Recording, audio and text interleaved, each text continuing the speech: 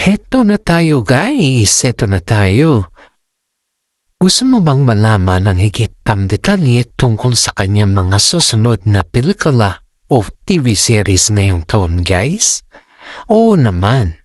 Masayang malaman kung ano ang mga nakapiling pelikula o TV series ni Alden Richard para sa natitirang bahagi ng 2026 matapos ang tagumpay ng kanyang mga nakaraang proyekto at ang pagkilala sa kanya bilang top taxpayer, siguradong quality over quantity na ang pinipili niya. May balita na ba kung may kasunod na siyang heavy drama? O baka naman acting series ang susubukan niya ngayong taon? Ano-ano ang mga pamagat o plot ng mga proyektong ito na dapat abangan ng mga fans? Guys, kaya heto na guys! Para sa taong 2026 ay narito ang mga pangunahing proyektong dapat abangan mula kay Alden Richard, mausap-usapan sa industriya. The Last Promise, working title, genre, AV, drama or romance, splat or plot. Balitang ito ay isang mature love story kung saan gaganap si Alden bilang isang arkitekto na pilit tinatago ang isang malalaking sakit mula sa kanyang pamilya. Likod ang kwento sa sakripisyo at kung paano niya ihanda ang kanyang mga mahal sa buhay bago siya mawala. Inaasahan, isang tearjerker na pelikula na posibleng maging entry sa film festival. Project Genesis, Sci-Fi Action Series, genre Action Sci-Fi. Lahat pagkatapos ang tagumpay ng kanyang mga nakaraang serye, usap-usapan ang pagbabalik ni Alden sa primetime block ng GMA. Ilanapin siya bilang isang prodigy or agent sa isang far futuristic na setting sa Maynila. Inaasahan maraming stand at work class visual effect VFX na tatapat sa international stand.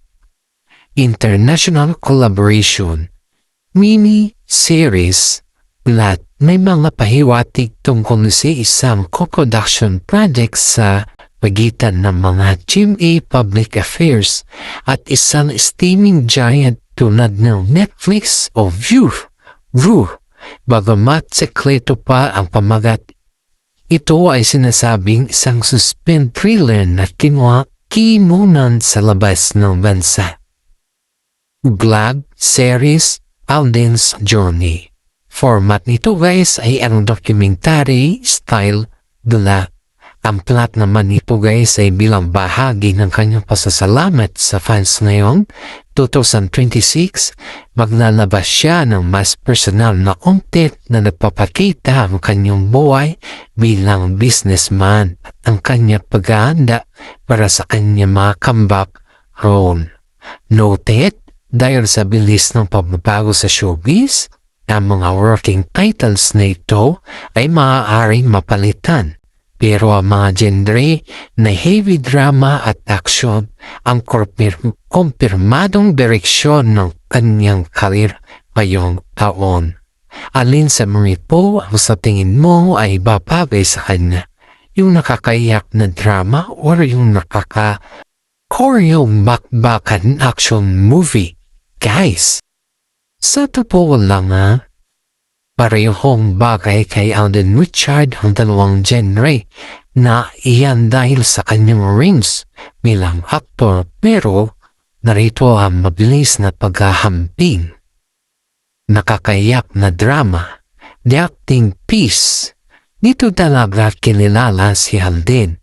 May kakayahan siyang magpaiyak ng mga audience gamit lang ang kanyang mga mata.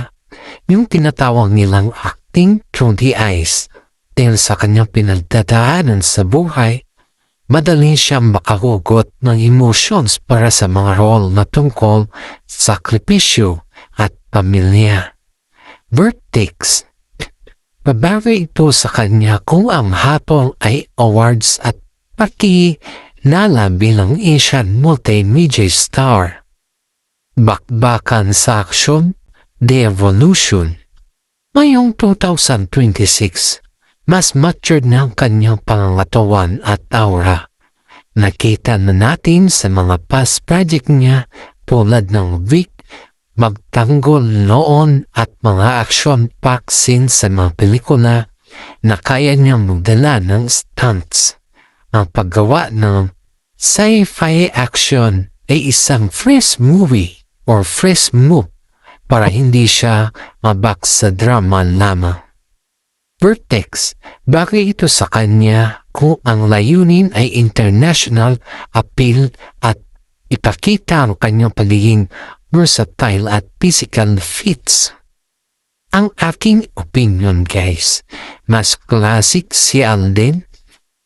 Ang heavy drama pero mas exciting siyang panoorin sa acting ngayong 2026 dahil ito ay bago niyang flavor para masarap makita ang isang Alden Richard na hindi lang laging umiiyak kundi lumalaban din.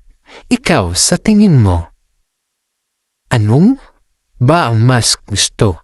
18 fans niya na nakikita siyang seryoso at matapang o mas gusto pa rin nila yung pambansang bay na nagpapayak sa kanila. Please follow us for more updates about kay Alden Richard.